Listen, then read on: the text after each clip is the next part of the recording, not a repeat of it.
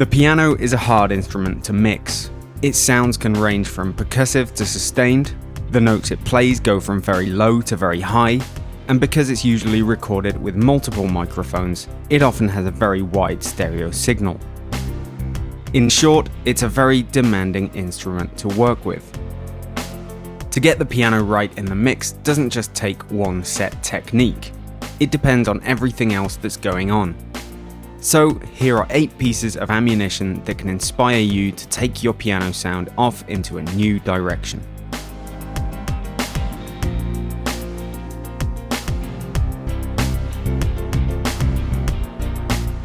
Number 1. Layer 2 pianos together.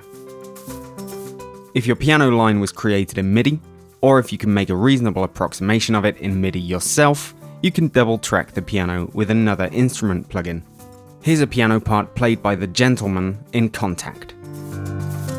It's nice, but we can give it more depth by duplicating the part and layering it with a second piano instrument over the top. Let's go for something from Scarby Vintage Keys.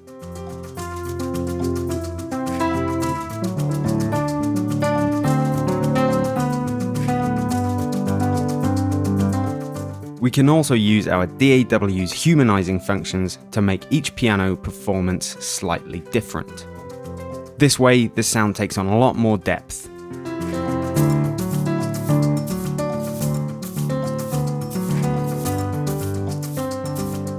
A lot of the rest of the tips in this video will sound even better when done to a duplicated piano part. Tip number 2. Reverse the panning. Pianos are usually recorded from the player's perspective, with the low notes on the left and the high notes on the right. But there's nothing to stop you from reversing that setup. The Grandeur, the Maverick, the Gentleman and the Giant all have a setting for swapping the stereo image in their anatomy sections.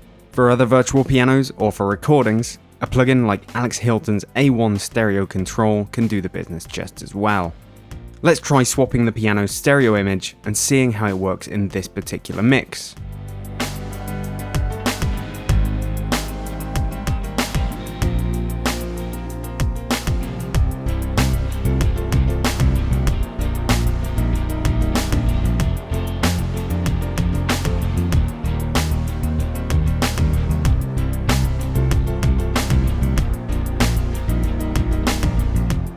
You can also try it by duplicating the piano part and swapping the copy's channels.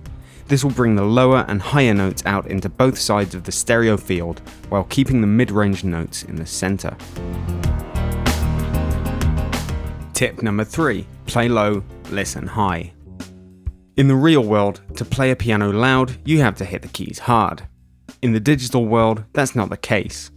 Try recording a piano at a very low volume or reducing MIDI velocities manually to get softer tones and then boost it to compete with other instruments. To reduce the velocity values of a MIDI part, each DAW functions differently. Here in Reason, we can scale the velocities to a percentage of what they were, keeping their relative values the same.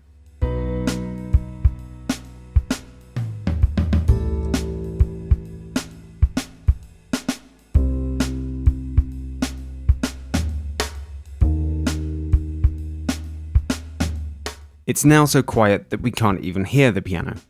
We'll turn up the trim in the mixer. And we'll boost the output of the instrument itself.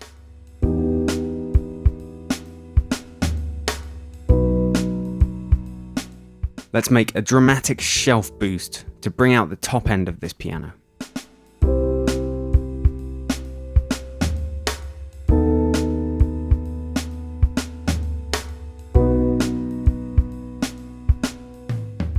Now we have a soft, muted piano tone that you don't come across every day.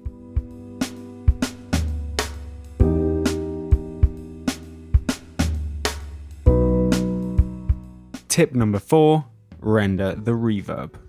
You might be using a piano plugin's built-in reverb, or maybe a separate one. If you've recorded a real piano, you might have used a couple of room microphones to capture ambience.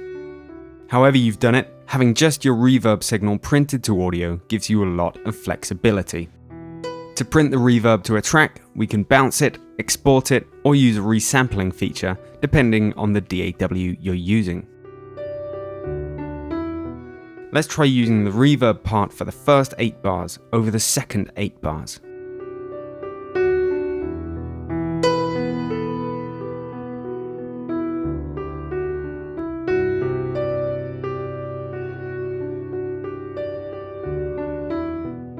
The reverb signal is slightly different, giving us some strange but interesting musical moments.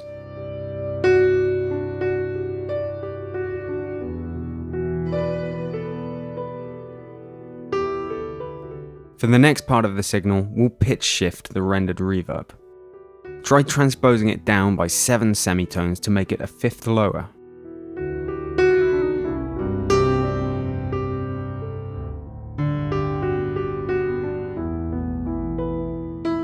Or 12 semitones to make it 1 octave lower.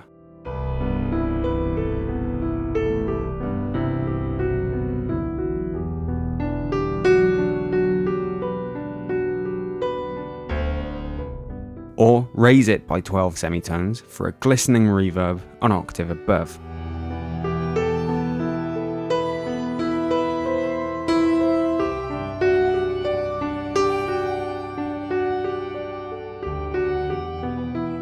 Try different warp and time stretching types to see how it changes the effect.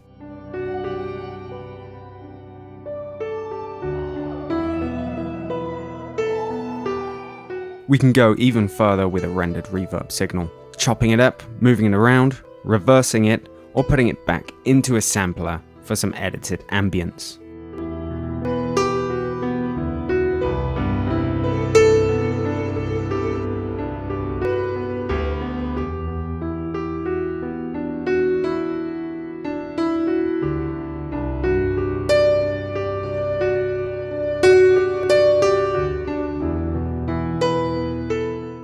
Tip number 5. Use extreme controls. Model pianos have a lot of controls to dial in, but you're not really supposed to push them to their extremes, so not many people do. In the context of a full mix though, extreme controls can be just the thing to give a piano that extra edge or character you're after. Using the advanced controls on the Maverick, for example, you can increase the tonal depth to extremes, tighten the transients, or smooth them out. The anatomy section lets you increase the instrument's mechanical noises, pushing up the sounds of the hammers, pedals, and note releases.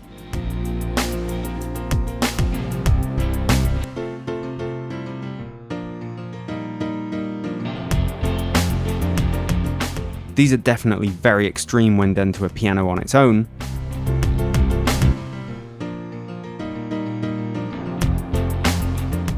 but in the context of a full mix, they can help the piano find its place and stand up against other instruments. Tip number 6. Apply slow effects.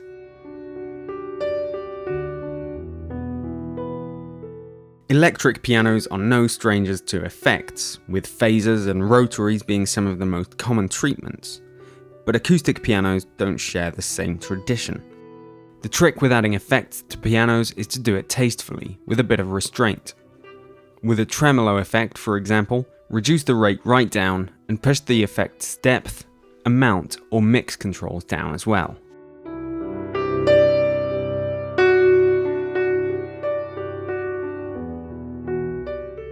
Here's a piano that's had 3 bands of effects applied to it. The bottom end has some very subtle distortion to saturate the lows and make them more audible on small speakers.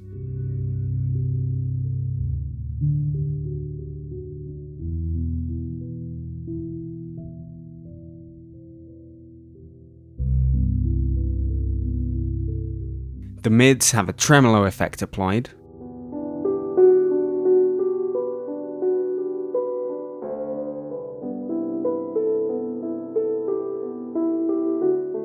And the highs have a slight bit of chorus modulation.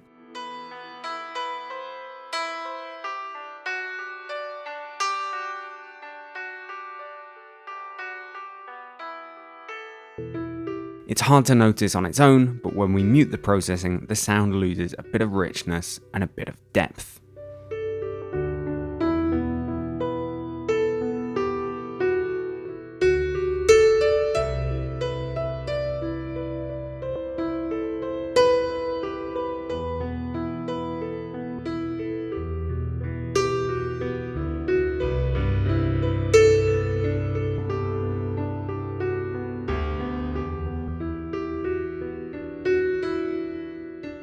Tip number 7. Use a ghost reverb.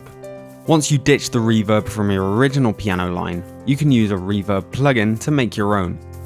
You don't even have to use the original signal. The reverb for this piano is coming from a duplicated channel that plays sustained chords.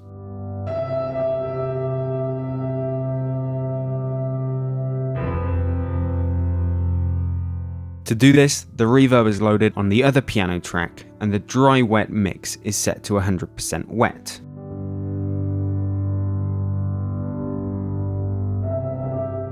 This track is now our reverb channel.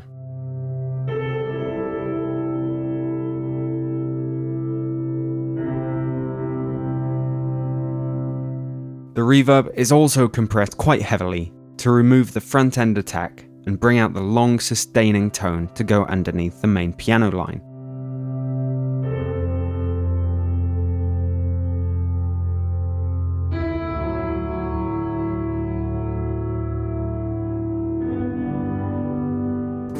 The result is something that's not quite what the original piano is playing, but it provides some extra atmosphere for it to sit on.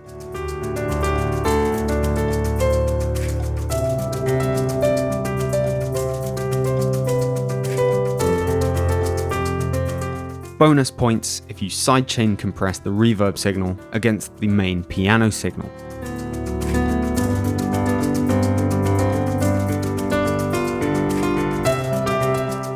Tip number 8. Hook it up to an amp sim. Keyboards like the Fender Rhodes and the Wurlitzer are often played through amplifiers, but we usually can't say the same for pianos. In the digital world though, it's simple to do. It's often worth switching off your piano instrument's reverb before doing this, depending on your amp sim. Once you're plugged in, so to speak, you can treat the original piano signal with different amps, cabs, pedals, and other devices to really make it stand out as a unique part of a track.